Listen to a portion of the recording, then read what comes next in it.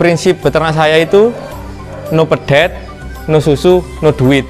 Jadi tidak ada pedet, tidak ada susu, tidak ada duit. Caranya bagaimana sapi itu harus 1 tahun sekali punya pedet, itu yang bagus.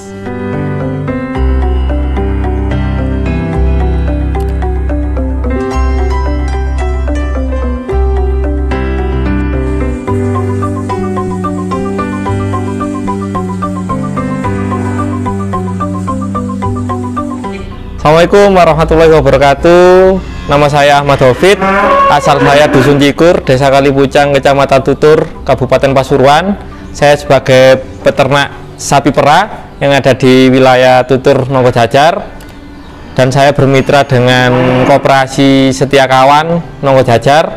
Saya beternak itu mulai tahun 2015-an akhir gitu. Waktu kuliah udah mulai beternak sapi perah.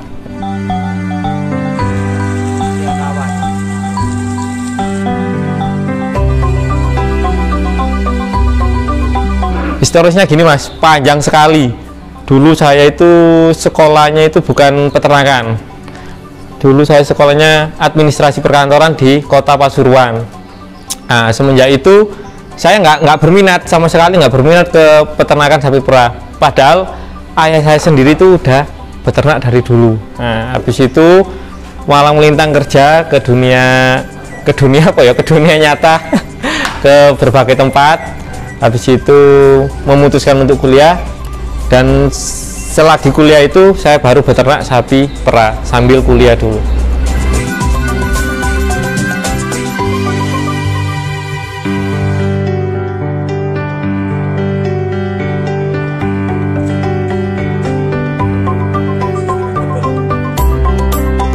Dulu itu saya dikasih orang tua mas, satu waktu kuliah, pedet. Dulu itu dikasih 2015 kalau nggak salah, itu dikasih pedet jantan, dikasih ibu besar, dan saya punya motor dulu, terus saya jual, pedetnya udah besar, udah jadi sapi jantan lah mas. Saya tambahin motor saya jual, akhirnya saya belikan sapi dara 2 bunting, kalau nggak salah dulu 6 bulan sama 7 bulan, harganya 20 sama 20.500 kalau nggak salah dulu itu mas. Itu modal awal saya untuk beternak sapi perah, jual motor untuk beli sapi gitu.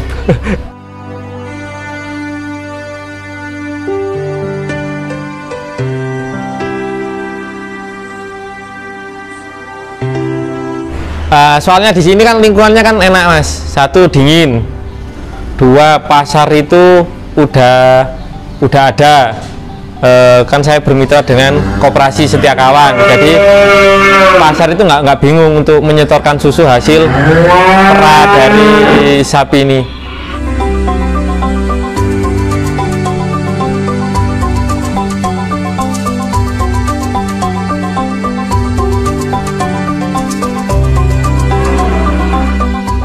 Ini untuk korsel kandang, ini saya tetap pakai ikat untuk kandangnya, tapi saya udah mulai lepas dari kelu ke brangus. Konsepnya itu tiap pagi diperah sama sore. Paginya sebelum diperah itu dibersihkan ambingnya, terutama ambingnya dibersihkan, habis itu dilap, dibersihkan dengan handuk kering, habis itu dimulai pemerahan. Ini pembersihan kandangnya 2 kali sehari. Pagi hari sebelum merah, sebelum ngasih makan itu dibersihkan dulu semuanya, habis itu dikasih makan, sama pembersihan ambing untuk diperah gitu.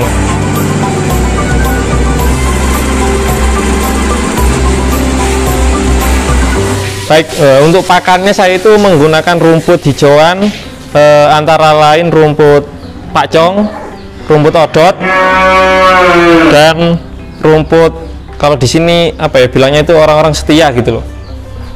Itu pemberiannya rumput dulu, habis itu ditoping dengan konsentrat atau dicampuri lah mas.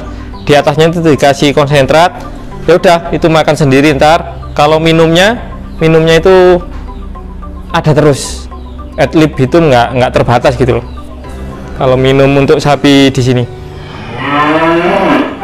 Rata-rata sekarang itu 16 per ekor, 16 sampai 17 liter per ekor untuk rata-rata semuanya. Kan soalnya kan ada yang kering kandang, ada yang mau kering kandang maksudnya, ada yang bunting 3 bulan ataupun lebih gitu mas.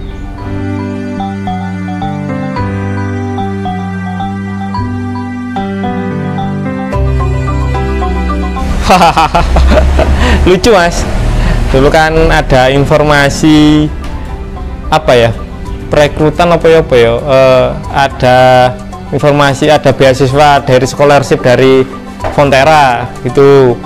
Nah, akhirnya saya ikut seleksi, terutama seleksi di Jakarta kalau nggak salah dulu. Habis itu pergi ke Baturaden sampai ke New Zealand. Nah, awalnya itu dari teman saya sini ada info yang pernah ke sana, suruh ikut seleksi atau tes. Akhirnya saya ikut gitu mas. Akhirnya alhamdulillah kebetulan keterima, kebetulan. Jadi dalam rangka apa mas? Tukar apa atau apa itu? Pengembangan sapi perah gitu mas. Gini mas, untuk di sana kan dari segi perawatannya kan berbeda. Satu di sana kan pakai pastura, maksudnya itu lepas, kandang lepas. Jadi tidak ada sistem ikat kayak gini. Jadi sapi itu dibiarkan digembala per pedok gitu. Nanti kan dibagi pedok ini ada rumput, sisa sini gitu. Perbedaannya ya produksinya jauh mas sama sini. Sini kan di sini kelemahannya apa ya mas ya? Recording sapi perah, catatan atau silsilanya sapi perah itu nggak jelas. Itu di sana kan jelas. Ini rekodnya ini dari induk apa, keluarnya berapa, jantannya ini apa, itu jelas semua, dan didukung dengan genetik atau kualitas sapi itu yang emang super mas. Nah, di sana sama aja, di sana itu FH, jersey, sama yang baru itu Kiwi Cross. Kiwi Cross itu persilangan antara FH dan jersey gitu mas, di Selandia Baru. Berarti jenis sapi itu juga pengaruh juga ya mas, kualitas sapi juga pengaruh juga. Pengaruh juga. Kalau FH ini kan lebih ke kuantitas, kuantitasnya tinggi, kualitasnya rendah. Kalau jersey kualitasnya tinggi, kuantitasnya rendah gitu. Nah, akhirnya orang sana itu menyilangkan antara FH dan jersey jadi satu. Harapannya gini, kualitasnya baik, kuantitasnya juga meningkat gitu mas. Untuk limbahnya di sini tuh digunakan untuk biogas mas. Jadi hasil limbah atau kotoran yang dihasilkan sapi dimasukkan ke biogas untuk dijadikan masak di dapur gitu. Jadi enak, kita satu menghemat, kita nggak beli LPG, nggak ribet-ribet cari kayu bakar, cuma gasnya itu ya dari sapi ini, dari kotoran sapi diolah menjadi gas yang bisa untuk dimanfaatkan di dapur gitu. Nah, sekarang kan gini mas, anggap aja per ekor itu sisanya 15.000 lah.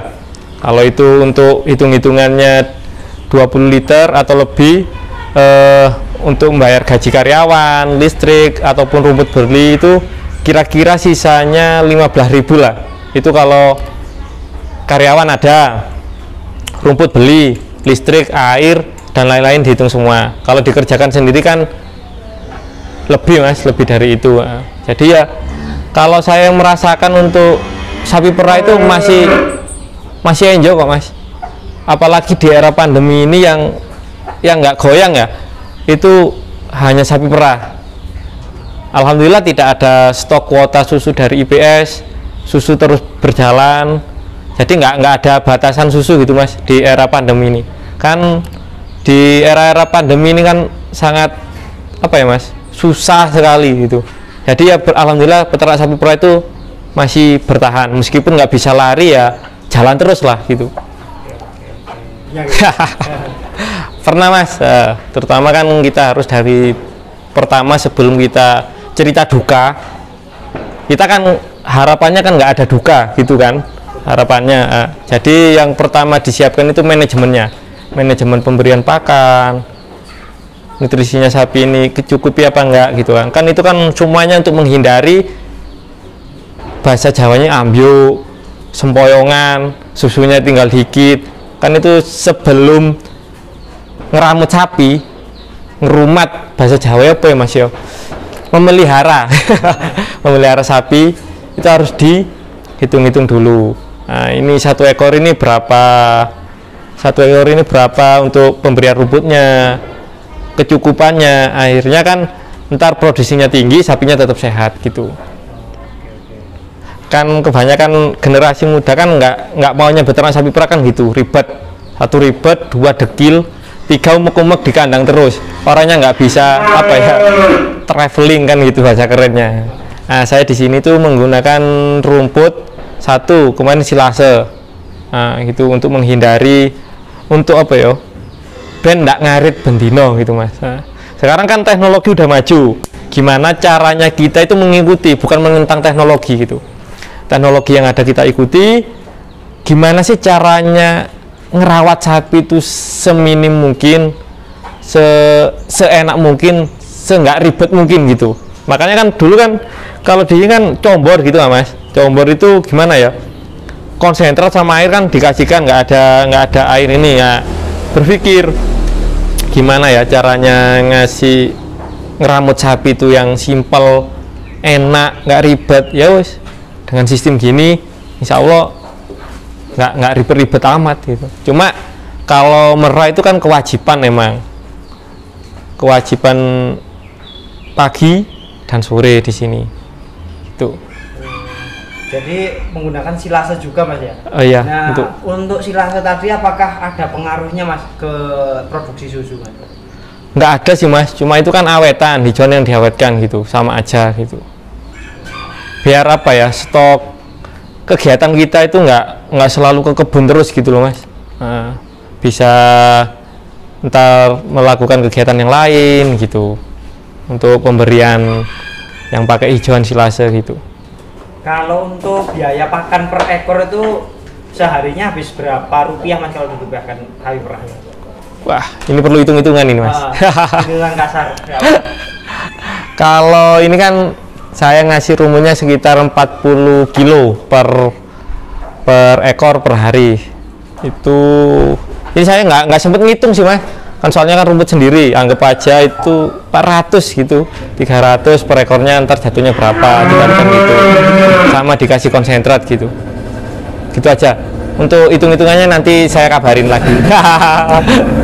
Harapan saya itu terutama generasi muda itu ayolah melirik ke peternak sapi perah lagi. Di sini kan terutama di Tutur lingkungannya itu sangat mendukung. Satu, cuacanya mendukung, dua, koperasi ada, ketiga, lahan masih luas. Ayo kita daripada jauh-jauh, kalau di lingkungannya sendiri itu masih bisa dimanfaatkan, lebih baik ke sapi perah. Enak kok, kita kerja sendiri, digaji sendiri, rugi sendiri kalau rugi, tapi kalau enggak harapannya kan nggak rugi gitu Mas. Itu pernah nggak mengalami rugi? Kalau itu pernah Mas, saya pernah rugi di pedet ada yang mati, itu ruginya. Alhamdulillah kalau di sini tuh kita kebantu oleh koperasi, oleh KPSB Setia Kawan, jadi perawatan medisnya itu gratis dari pihak koperasi gitu Mas.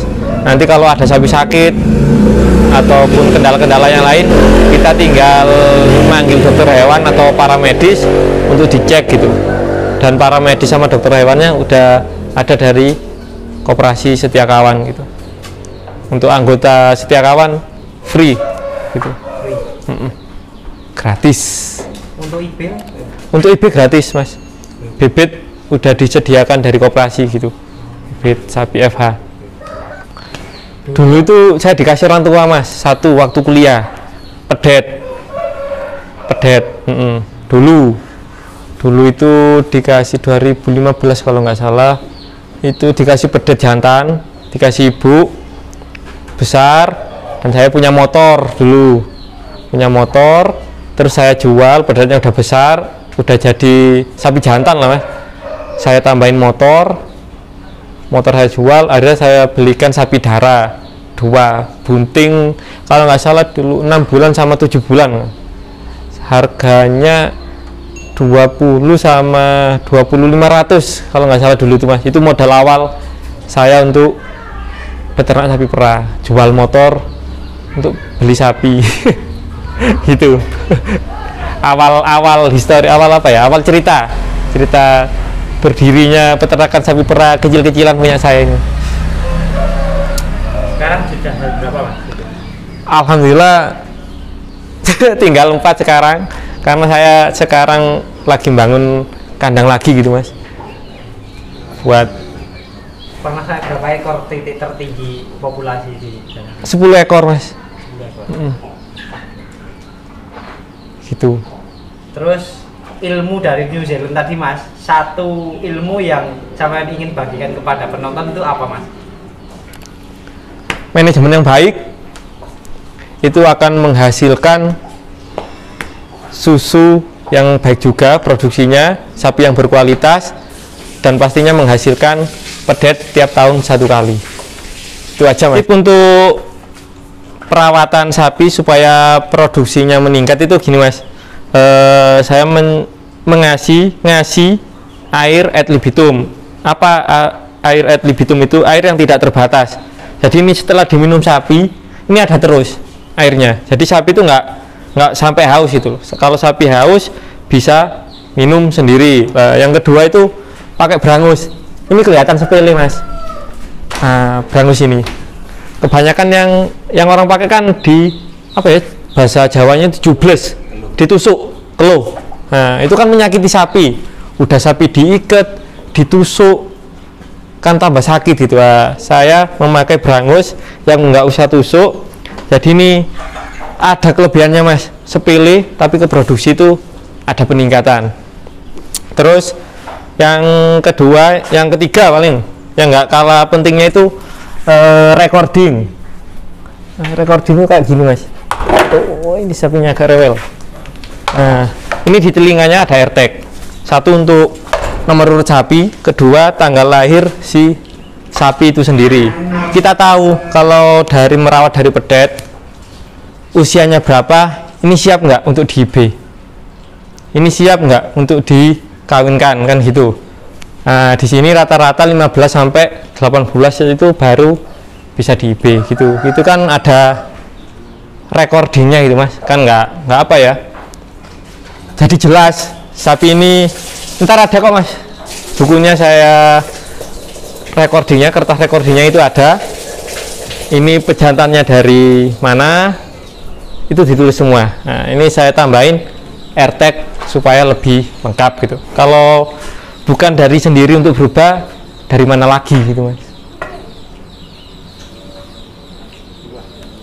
Makan 3 kali ya.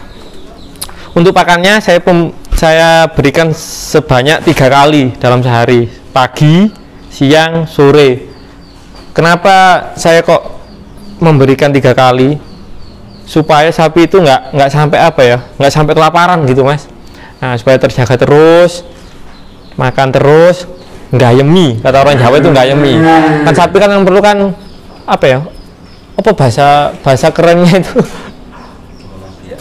mama. Nah gitu kan, sapi kan perlu kayak gini loh mas, nggak yemi terus gitu. Itu tujuannya untuk ke produksi juga gitu. Semakin banyak yang digayemi, semakin meningkat produksi susunya. Untuk kandang mas pengaruh nggak? Kandang pengaruh mas, sekarang ini harus terbuka kandang, ada angin dari kanan kiri, 4 titik ini harus terbuka. Tujuannya apa itu ya, supaya sapi sehat mas, amoniaknya juga keluar, kotorannya gitu. Insya Allah next nanti saya kasih tahu pembuatan kandang yang terbuka, insya Allah ada.